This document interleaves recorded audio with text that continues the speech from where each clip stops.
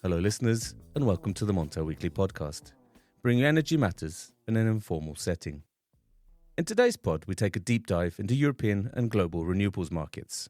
Hot off the presses this week is a report by think tank Ember, which says that wind and solar are the fastest growing electricity sources in history, in fact, growing faster than global power demand.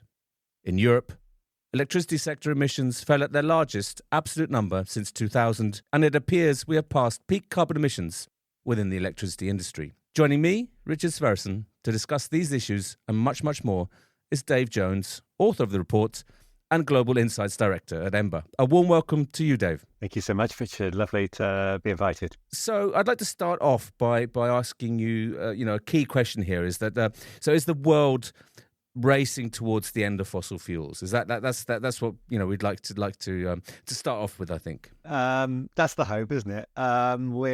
We've got a big ship to turn. Fossil use has been rising for a while, and in the power sector is no exception. So within the power sector for 2023, coal and gas still hit a record high, but when you look back to see how much impact wind and solar have already had to slow that rise, it's been very, very clear, that link. And what we think within our numbers and our analysis for this year, for 2024, is that power sector emissions will fall by, we estimate, 2%. And that will set a new era of falling power sector emissions through the rest of this decade. What's unclear yet is quite that trajectory for how fast that may happen. So I'm hoping that we get a bit of an opportunity to talk around that as well. Yeah, absolutely. I mean, I'd like to focus, before we delve sort of deeply into 2023, we can talk just briefly about the outlook for this year. You mentioned 2024. Where do you think are going to be the hotspots, the growth areas for renewables over the coming, 7-8 months? Yeah, I think that everyone's really used to talking around that growth in solar and got very excited about it over the months. But actually what happened was so much of that solar capacity only came online toward the end of last year. So when you actually start looking at the impact on generation, and especially what it means for its impact on coal and gas generation, it's only just started to be felt. And our forecast for 2024 is a boom in renewables, because we think that we can see that rise in solar that will come through from all that capacity that was added towards next year. So we think twice as much solar generation will be added compared to last year. And against that, there's also a natural step up in wind. Wind was very low last year, with some low wind speeds in the US. And you've had 3 years of drought across some really major hydro basins. So there's where hydro has been a real kind of pull on renewables growth in the last 3 years. We expect to see a big rebound. So that'll create a real bumper year this year, which we expect will be outpace even faster electricity demand than what's happened last year, and lead to a fall in fossil generation. In terms of Europe, where are the sort of hotspots, or where are the growth areas, and where are the laggards? It's clear that when you look across the global picture, it's Europe that's leading the trend on this. So you gave a bit of an introduction to the fall in emissions. Record fall last year in coal and gas generation across Europe. You had 4 years in a row of falling gas generation, and now gas generation is lower than wind. Wind's overtaken at an EU level for last year. Wind's overtaken gas generation, which is when you're trying to look at politically what we're trying to do with reducing our reliance on gas. It's great to see that happening at the same time as you're seeing record falls in coal generation. Location-wise, I guess if it's kind of like start on the technology side, because I'm not the only person that uses slight hyperbola around solar and gets excited about it. But within Europe, 2/3 of that solar and wind total is still from wind. And when we're looking at expanding within that that's where as much growth coming from solar when you're looking at a megawatt hours of actual generation will be coming from. So that's interesting in itself, because I think there's a perception that the solar is really leading on this, but wind is absolutely critical. The offshore industry is booming. The onshore outside of Germany is really continues to struggle, as it does indeed across the world in total. And I guess the big change that we would see for this year is just during those really sunny periods, just a complete saturation of electricity. Like I know that people have talked around negative prices so far and seen some of what's been happening the last month during April, but still, it's I don't think it's an exaggeration to say that even where we are in early May, we still haven't seen a proper sunny day across the whole of Europe and seen the full impact of how that sun hits when it is there, and just what that means for flexibility within the grid. So really exciting for Europe, a little bit scarier just about what Europe now needs to do to build the flexibility around that. I mean, I think we'll touch later on some of the problems with this rapid expansion, which is, renewables curtailments and potentially negative prices. But what for you were the main positives of last year? The main positives is that I think that out of all the concern around wind, that's in a large part is sorting itself out, especially on the offshore wind side. So much attention from policymakers has really kind of turned that picture around. Like I say, onshore is still lacking somewhat, but in total, wind is on a linear growth. And when you've kind of got in your head that you reset expectations that solar's going to do most of the growth and wind doesn't need to do as much as maybe we had in our mind before because of how solar is stepping up into that, that's no bad thing. When we look at the different regions and where we are, there's now 33 countries that last year, on average, across the whole of the year, got at least a tenth of their electricity generation from solar alone. And if I was to like, if there's any kind of highlight that coming out of the transition for me, it's just so good to see it like happen as a global transition. This doesn't happen in isolation in Europe and in China. It's happening throughout the world.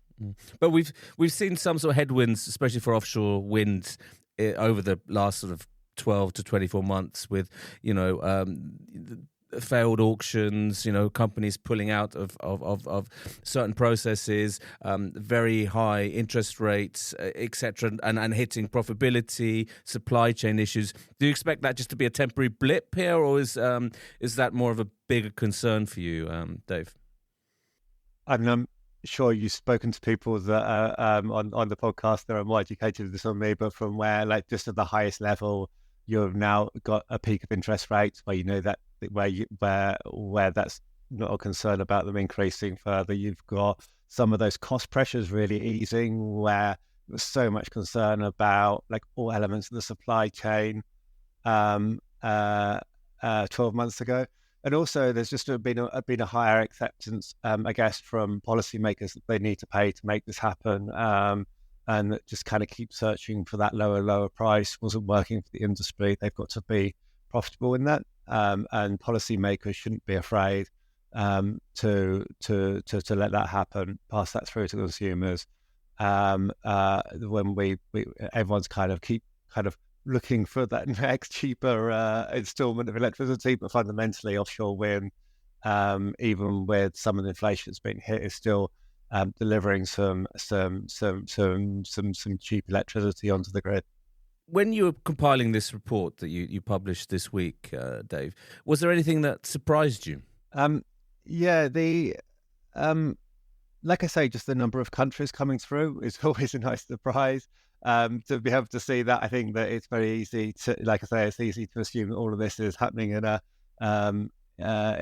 isolation of a few countries. One of there's all sorts of interesting things that we were kind of cited with, but one of the things is that I said about 33 countries being more than a tenth of their electricity from solar, but China in itself is only 8%. When we're talking around kind of the dominance of China, that's certainly true from a supply side, from a manufacturing side. It's true from a deployment side in so many ways, but because of the size of China, actually it's not.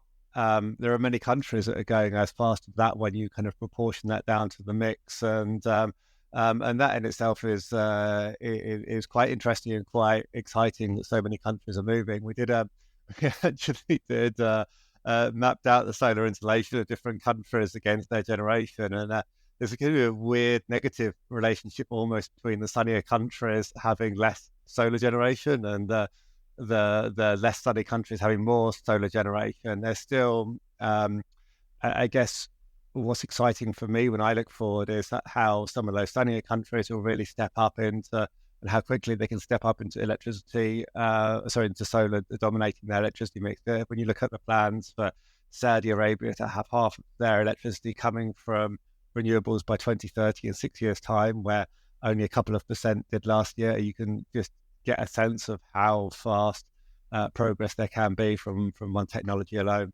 Absolutely. And I think, but staying with solar, Dave, I mean, we've seen this week some issues coming out, for example, of a very sunny country like Italy, which has then banned solar on arable land. I mean, is that something that is of a major concern to you here for this year in terms of renewables rollout in that country in particular? Sorry for always talking slightly generally on this. I kind of do a bit across all of the countries. So within Ember, there's an awful lot of people that know a lot more about the transition in Europe than I do. One of the bits about the transition that's excited me, like an unlocked potential more than anything, is this horrible word called agrivoltaics, which is obviously, as you know, like trying to either work with solar panels either on farmland for grazing or like in a way to encourage biodiversity around that. And that's completely changed the whole of the kind of branding of where solar farms were kind of 2 years ago, where they were seen as big industrial parks that were being built within the countryside. I think it's quite reasonable to expect that you're not going to be building solar panels on high value agricultural land. That doesn't make any sense. Italy's a big country. There's enough space to avoid doing that, and I can understand that does roll people. Like, you've got to be careful about where you site these things. The same with wind turbines. You don't want to be putting them in places of special importance where it is going to aggregate people. You need a social license for the transition, and you need to be careful to some of people's wishes coming through on that. So the question is how do you get that balance right, that you can get policymakers to put the right things in there without having a complete knee-jerk reaction on the other way? And like the extreme is the UK of having a decade-long onshore wind ban. I mean, it's a very fine balance. I mean, we've seen it in Norway with with onshore wind and the native Sami population. There's a conflict of interest there. As you say, Dave, it's a very, very fine balance. And I think striking that balance is certainly going to be the key for the transition going forward. And I know it's by no means impossible, but it's not straightforward. Put it that way. If I can ask you as well, then, Dave, what about the transition and what you see, globally? What keeps you awake at night? What really worries you about this green transition? Maybe nothing, but no, so much. I think just the ultimate speed that we need to move at. That's the problem. If all of this, if we would take our time a little bit more, if we were at this stage with another 10 years carbon budget, more than we have at the moment, fantastic. We can be a bit more chilled about all of this, and it's really the speed that's unnerving. So, like, everything. To achieve that remarkable speed, you just got to get everything in place at the right time, and that's just so hard, especially for governments that aren't used to setting policies that are lined up across like all the different departments.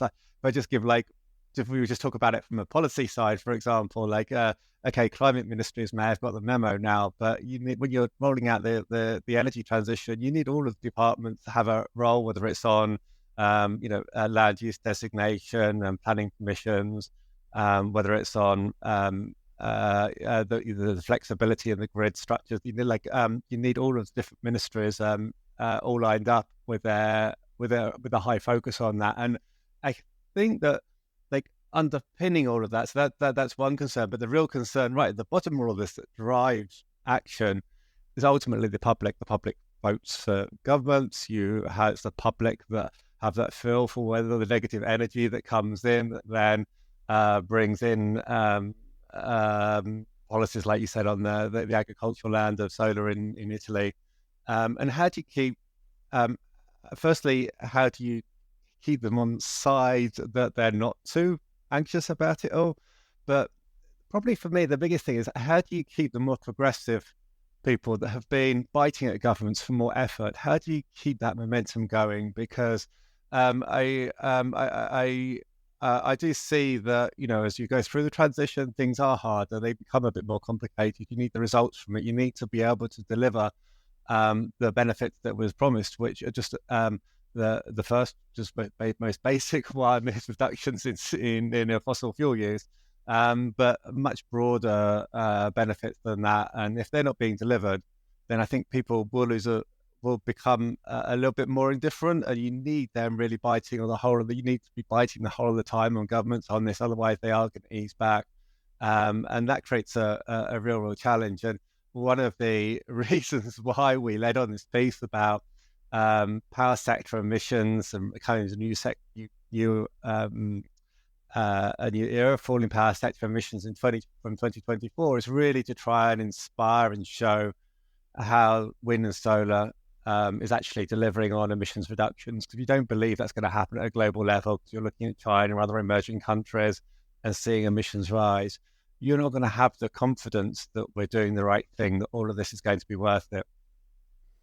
I think you've touched on something really important there, Dave, and that's the public buy-in here. And we've seen, the government of the country where you're based in the UK roll back some of its green ambition. We've seen some big oil and gas majors also doing the same. And coming up in Europe are European elections, which may also be a bit of a backlash against some of the policies in some countries. What is this a worry for you as well? I mean, if we're on the topic of concerns, certainly this year, is that something that you think is something that you fear?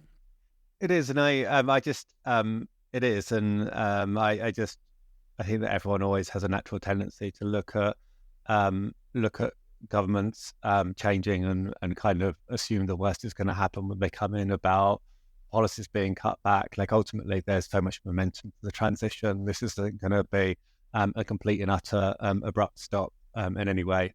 There's questions about how it goes through. Like there's all sorts of issues. There are in the UK, for example, but fundamentally, we're still on to build enough clean electricity to get to 90% of clean electricity in the mix by 2030. Even with all of what's going on, which is a really historic achievement when you look at our dependency on gas even today. But of course, this is very, very expensive. I mean, I've seen some figures bandied around $9 trillion US dollars, et cetera, et cetera. Who needs to pay for this transition? It's so much of it is just an upfront investment that you need. It's a capex heavy industry. Which is unfortunate in many ways, which is so different from the fossil fuel system we've been used to, where you pay for the fuel as you go along, as it's being dug out. If you're paying for 30 years worth of wind power, 50 years worth of solar power up front, of course, that's going to cost a lot of money on that part. So I think the focus has got to be is like how do you do that as cheaply as possible? I don't think that when you work the numbers back, they're not extortionate numbers. It doesn't mean exorbitant bill rises. Where we are at the moment and what we've just been through in terms of that spike in fossil fuel prices over the last 2 years has been completely exorbitant and completely incomparable to what we're talking about for costs for the consumer as we move towards a more renewable economy. So for me, it's just really how do you do that in the most common sense way to keep costs as low as possible and my concerns around that are really around the flexibility side. I think on the wind and the solar side, we've got cheap electricity coming through, but you need to have that integrated in the system. So it's really those integration costs, the flexibility, the grid costs, the flexibility costs that you build around that. There's got to be a real focus on the consumer side, where you move into a world of heat pumps and electric cars. There is a bit of a challenge there where you are able to access cheaper capex for a wind farm or a solar farm because you've got a multi-billion listed company.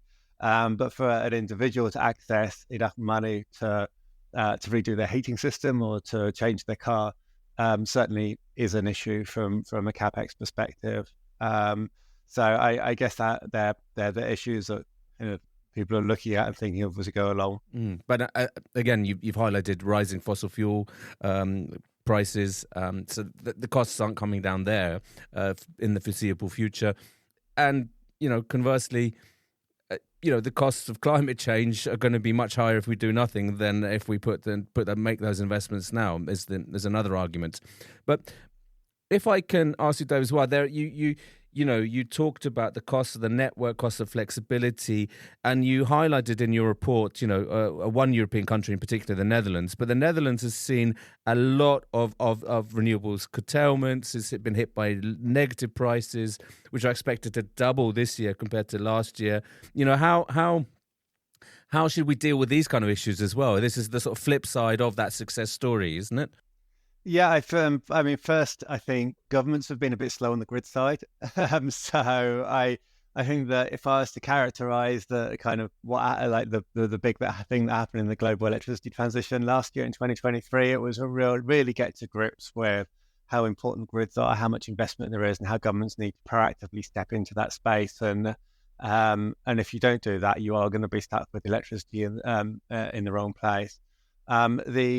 On the flexibility side, I still don't think the governments have been through that same learning process. I think that this summer in Europe, I think that there's going to be a moment like that extension of negative prices that we've seen will continue, and I think that it will gain traction. I think there'll be a lot more discussion around it this year and political focus on it. I certainly hope so. But also some of those solutions that are coming through are really encouraging. So just on the where last year was the kind of year of solar, with solar prices having halved and manufacturing capacity stepped up so much, the same is happening for battery this year. And when you can see how battery can unlock a lot of that flexibility, that's really encouraging. There's a lot of work going on cost of use tariffs as well, which is really, really good, because if you're at this whole kind of move towards electric cars, you need people to be charging when either the sun or wind is there. So you need to have the right tariff in place so they're charging their car during the middle of the day and not charging their car at night. So you need a battery to charge a battery. So you need, and I'm sure those kind of incentives will come. People will look at this and think, yeah, there is a massive amount of potential for batteries, for storage, for those flexibility options going forward. I mean, we already have them to some extent, but unlocking this will, of course, be something like seasonal storage, but we're a long way off that, aren't we? Indeed. And I think that for Europe, it's really interesting because actually the wind and the solar balance out quite nicely across the year. You've got more wind during winter and more solar during summer, and you don't need as much of that seasonal work, but you do need longer duration than the 2 hours that we have of lithium-ion batteries at the moment. There's still a definite need to try to encourage kind of mid-duration storage of days worth of electricity come in.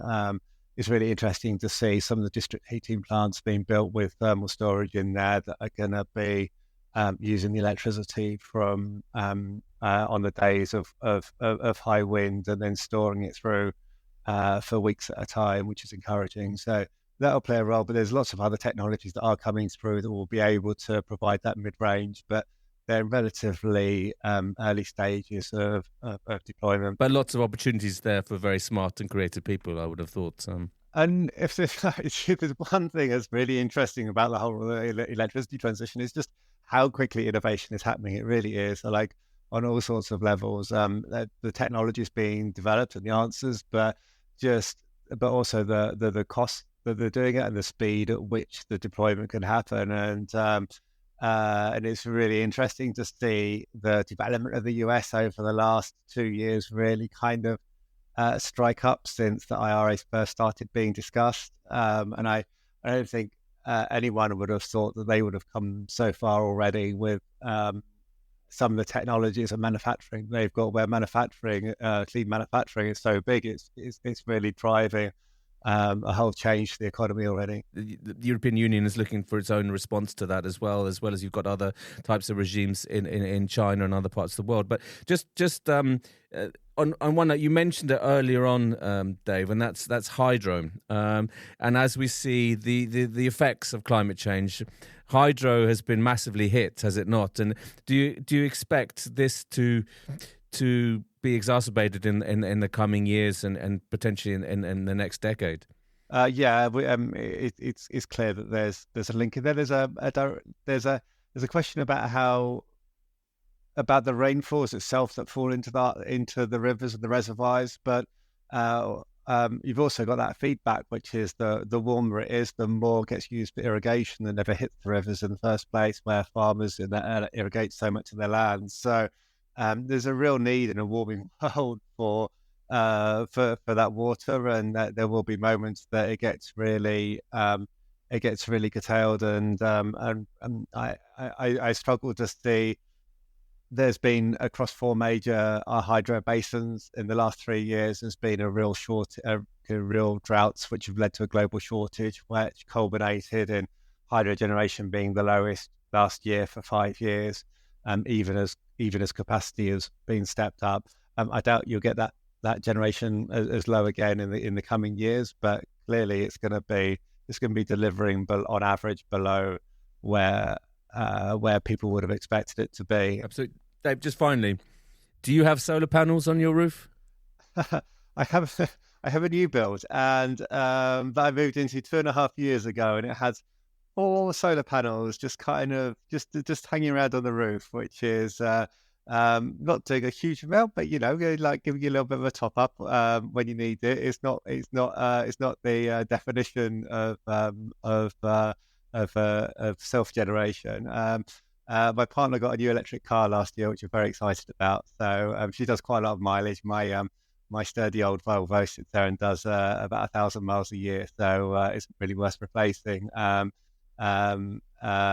Electric cars, wow, I never realised quite how awesome they are to drive. And it's the first time I've ever got excited about owning a car before. It's been great.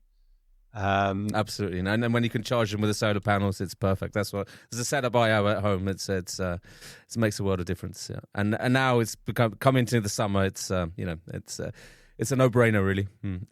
But again, it's about costs and meeting those costs, and the capex here for individual households. That's the challenge, isn't it? Trying to bring that down even further. It isn't at the moment. The cheapest electricity tariffs we have are overnight. We're charging it overnight. So you're sitting here on a really sunny day with almost zero wholesale electricity prices, and then charging it at night. There's a real need for the system to sort itself out from a tariff perspective. I know there's big plans for that. It's really interesting to see that requirement in Germany for utilities to offer dynamic tariffs from next year. Dave, fantastic. We could talk for hours. So once again, thanks very much for being on the Montel Weekly Podcast. Thank you so much for the invitation, sir. Great chat. Thank you so much.